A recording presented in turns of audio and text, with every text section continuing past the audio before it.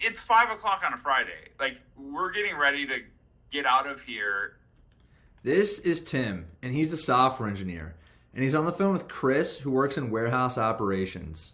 They've asked us to build a bunch of new functionality, find orders that contain these items, to put those orders on hold, to keep track of these orders that are, like, there's all sorts of stuff.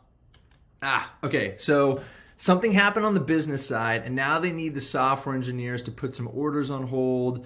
They need them to create this new little process around whatever just happened. I quick created this really simple stored procedure. All right, so Tim writes a little bit of code to solve the problem, but then he's confronted with a dilemma. I don't have any UI for this right now. Like, I have to go build something, and like, or you have to tell me, and I have to, as a developer, go run this again. But I need to give Chris the ability to do this. Okay, so just because he's solved the problem doesn't mean that Chris can now do anything about it in the future, right? Like, this is still stuck in Tim's world. So what he wants is the ability to write a little bit of code to solve the problem and then instantly create a little run button that he can share with Chris so that Chris can self-serve.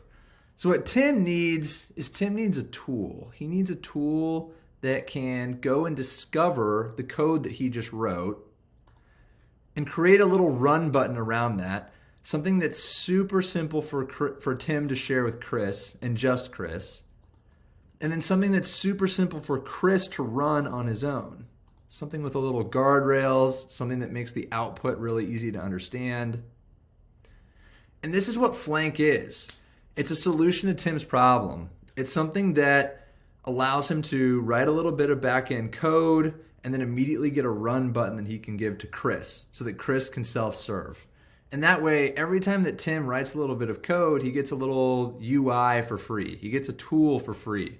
And that way, he's taking himself out of the loop and he's allowing Chris to do more and more on his own.